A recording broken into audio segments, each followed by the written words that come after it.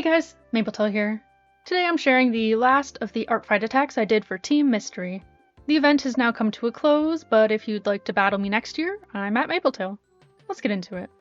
At the time of making this video, art fight is actually in its final days. It goes so fast every year. But I do have one more special attack to share here today.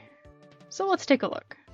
After doing animation, mass attacks, collage, and button making, alongside all my usual attacks, I decided to do a sticker sheet style drawing for our finale. This attack is part revenge, and part characters I'd bookmarked but hadn't gotten the chance to draw yet. I chose to focus on purple D&D OCs here, as I had so many cute ones on my list. I'll talk about the characters from left to right. The first one is a revenge attack for Vixcordia. They included my own purple D&D OC, December, in this incredible Baldur's Gate 3 mass attack, so I absolutely had to get them back. The character I drew for theirs is called Briolette, a deadly moon elf assassin. I love the dark, cohesive color palette of this OC. Dark purple skin and cool black and white hair. Simple but effective outfit design and some really cool looking magic. Just a really cool and intimidating looking character overall. Next up is Maven by Nico D. Pie. They are an underkin, a homebrew species, as well as a druid shepherd. I love their dusky purple color scheme, contrasting with their pale pink eyes. And I'm all about their big fluffy braided hair, and unique scarring too. I'm such a sucker for druids from the Underdark, so this OC was an easy pick to be drawn. Not to mention, I've been drawing a ton of characters with bells in their design this year, as I just find them really cute and fun to draw. Next is Kalmia by Chardragon. Even more of a me-coded character, a dark purple tabaxi rogue. I love her purple spotted fur and big orange eyes, as well as her cool piercings and daggers. I drew her with one of them, wanting each character in the drawing to have their weapons or magic on hand. Last but not least, I'm a Bee by Spooky Nest. We had to get a purple tiefling in there, and this one was top of my list. A cleric with an affinity for lightning magic. I love her pinky purple colors and neat angular design. I had a lot of fun with her posing too, having her hold her branchy-like staff. And that's the squad for this drawing. I added a purple sparkly background and outlined all the OCs in lilac to give that sticker sheet look. At the time of recording this, the points for each team have been hidden to keep the winner a surprise. That should be announced next week. Mystery was slowly gaining on tragedy and comedy all throughout the event, but I fear it probably just wasn't fast enough. I'll stay hopeful that some of my teammates saved their high point attacks for those final few days, but I think our chances of winning are pretty slim. I'd be happy to squeak into second place too, though. We'll see. As for my own stats, I can put up whatever my final numbers end up being on screen, but as of right now, I completed my 2 goals for this year. The first being to draw 500 total OCs in all the years I participated. I actually hit 643 without all too much trouble. Those mass attacks made that goal a breeze. The second goal being to hit 400 total attacks over the years. I'm currently at 409.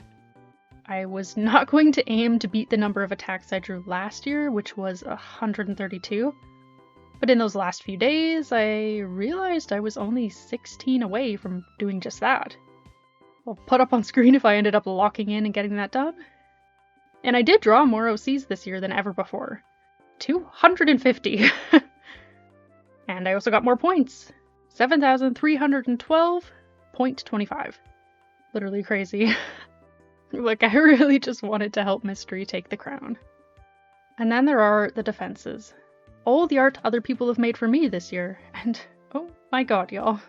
I go hard during art fight, attacking a ton of people, so I tend to get a lot in return. But I was truly blown away this year. 100 incredible artworks gifted to me of my little guys. 100? That's truly wild, and I am so incredibly grateful. I was behind on revenges all the way up until July 28th, when I finally caught up. I'm really glad I was able to give back to everyone who made art for me, but I do worry slightly about my ability to keep doing that if the number continues to get higher every year. Revenge is important to me, but next year I also want to make sure I'm able to spend a little bit more time during the event drawing characters from my bookmarks, and getting a chance to explore other artists and other OCs on the site. I am glad I made an effort to draw a bunch of cool OCs from some of my current favorite fandoms though, like Hollow Knight. Those were among my favorite attacks I did this year, and I'm happy I got a little time to focus on them right at the end of the event. My own Hollow Knight OC got a crazy amount of love this year too, which was really cool to see. Speaking of which, I like to keep track of which of my characters end up getting drawn the most. I just find it really interesting to see what people think of my OC designs and stories. So let's take a little look at that. Ever since my first year, Mapletail has always been my most attacked character. Like, by far in the last few years.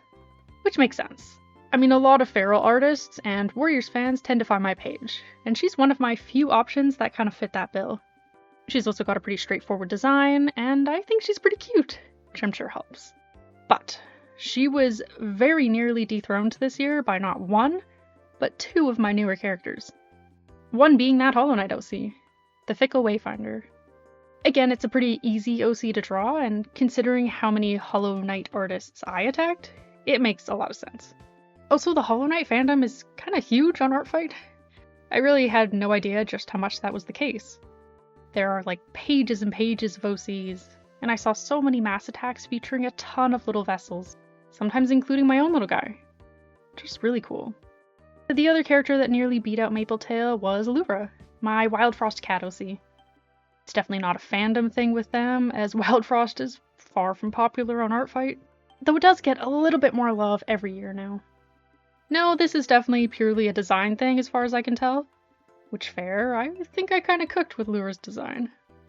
They were up during last year's event too, but shared a page with a couple other OCs, and didn't receive any attacks then. I think I also might have added them late, which didn't help. That's why I upgraded them to their own page this year, gave them an animated thumbnail, and made them one of my featured OCs. It's safe to say that worked. They were both chasing after Mapletail for the win, and even overtook her early on.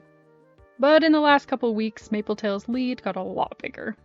I'm just pleased that the attacks were a little more spread out this year instead of just so much Mapletail. I love her, but oh my god, she's been drawn over 75 times the past 6 years on Artfight, and even more than that counting outside of the event.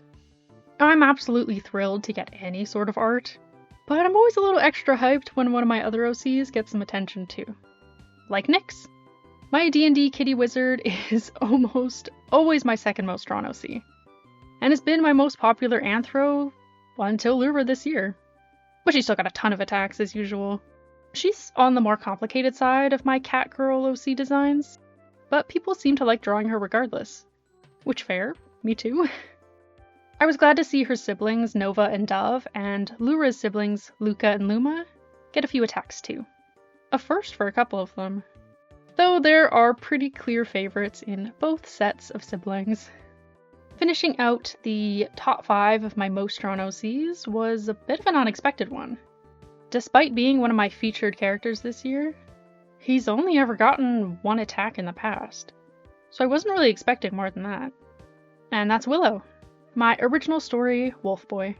I was really excited to get some drawings of him, especially with his partner Essen in most of them. I just love those two.